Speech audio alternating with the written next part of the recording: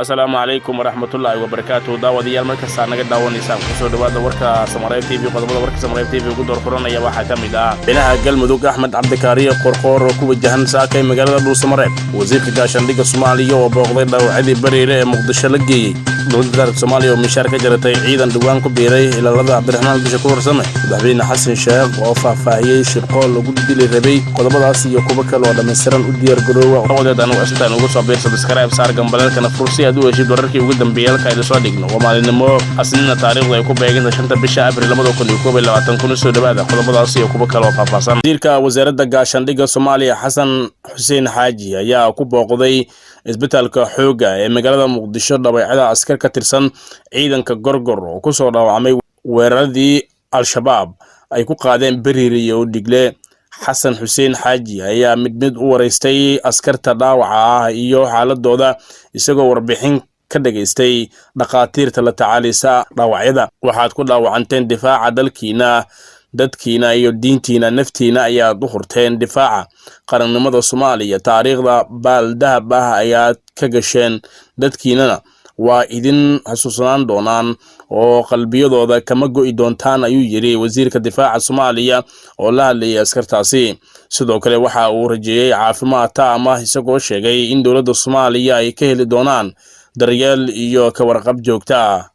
saraakiisha ciidamada maamulka Puntland ayaa faahfaahin ka bixiyay howlgallo saacadihii la soo dhaafay ay ciidanka BSF-ta Puntland ka sameeyeen deegaanada buuraleyda ah ee Almiskaad oo ka tirsan gobolka Bari saraakiishu waxa ay sheegeen in howlgalkaas lagu beegsaday goobo ay ku sugnaayeen dagaalamayaasha Daacish isla markaana uu halkaas ka dhacay dagaal culus oo socday ku dhawaad 48 saacadood sidoo kale saraakiisha ayaa sheegay howlgalkaas ay Daacish ugu dileen ugu yaraan 24 dagaalame isla markaana ay ku burburiyeen saldhigyo ay ku lahaayeen deegaanada lagu weeraray ee buuraleyda gobolka Bari wararka ka imaanaya garoonka magaalada Muqdisho ayaa sheegay in halkaas uu tagayo goordhow madaxweynaha galmudug Axmed Cabdikaariye qorqoor oo lagu wado in uu gaaro magaalada Dhuusamareeb ee caasimadda galmudug safarka madaxweyne qorqoor uu maanta ku tagayo Dhuusamareeb ayaa ku qotoma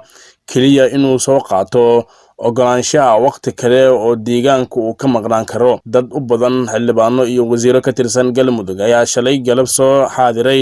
garoonka diyaaradaha ee magaalada Dhuusamareeb si loo soo dhaweeyo qorqoor balse gabaldhici ayaa lagu wargeliyay inuu baaqday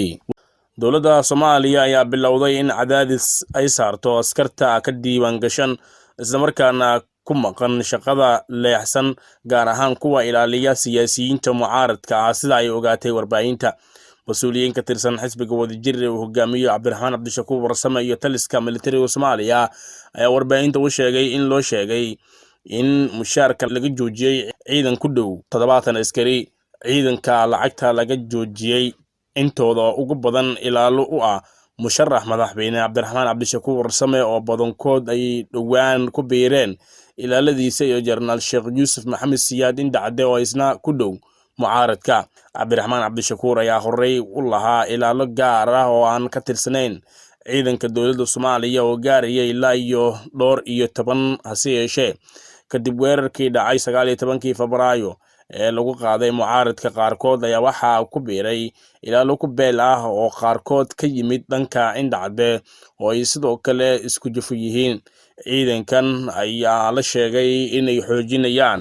ilaalada Cabdiraxmaan Bishakuur ayaga oo ka cabsi qaba weerar ay mar kale ku qaado dowladda kadib weeraradii dhacay 3 sano ka hor ee ilaalada looga dilay lama oga sababta rasmiga ah ee ka dambaysa arintan hase yeeshee waxaa soo baxayay warar sheegaya in qaar kale oo mucaaradka ah askarta la socota laga joojiyay mushaarkii ay qaadan jireen mucaaradka ayaa wixii ka dambeeyay weerarkii 19 lagu qaaday hotel Maayida ay ku sugnaayeen Sheekh Shariif iyo Xasan Sheekh waxay aad u kordhiyeen ilaaladooda iyaga oo ka cabsi qaba weerar mar kale ugu yimaada dowladda Soomaaliya shirka madaxda Soomaalida oo maalintiisii labaad shalay ahayd ayaa jawigiisa ka duwanaakay maalinimadii Sabtida shalay iyadoo ay dhinacyadu isugu soo dhawaadeen sidii hore marka laga reebo dood kulul oo dhaxmartay madaxda maamul goboleedyada iyo qaar haddana madaxweyne Farmaajo ayaa u muuqday mid ka dabacsan maalintii koowaad ee shirka الورديو كله مدحدا مامول goboleed ayaa sheegay in uu jiro tanaasul boqolkiiba 30 kadib iyadoo dhinacyadu isla ogolaadeen mid ka mid ah mowqifyadii ay ku dheganayeen madaxda Puntland iyo Jubaland oo ahaa in furitaanka shirka ay ka soo qayb galaan madaxweynayaashii hore iyo gudoomiyaha aqalka sare. Madaxweyne Farmaajo ayaa weli ku dhegan qoritaanka warqad uu ku wareejiyo awoodaha qaar sida tan ciidamada iyo doorashada. Madaxweynayaasha Hirshabelle iyo Galmudug oo si adag labadii maalmood loo hadlayay Saciid Dani iyo Madoowe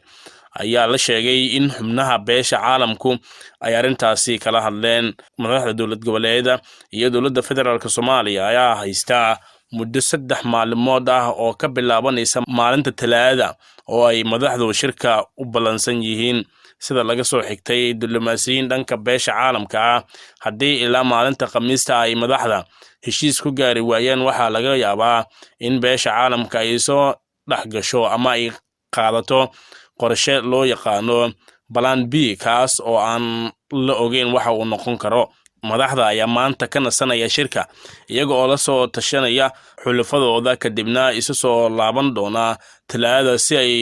qodobada la isku marilayahay isu meeldhigaan. Gudoomiyaha gobolka Mudug ee maamulka Puntland Cabdiraxmaan Cali Diiriye Isxaal oo la hadlayay warbaahinta dowladda ayaa sheegay in dadka uu soo ritay COVID-19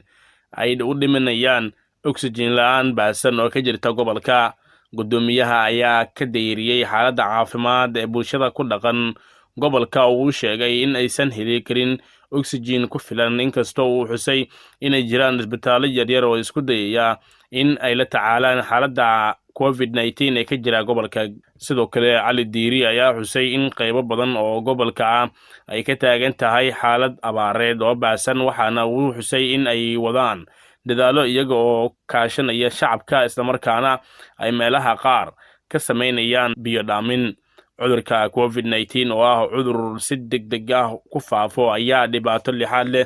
ku haya qaar ka mid ah bulshada Soomaaliyeed ee ku dhaqan gobolada dalka iyo magaalada caasimadda ee Muqdisho. Dr. Maxamed Cabdi Gaboose oo ah siyaasi iyo dhakhtar caan ka ah dhulka Soomaalida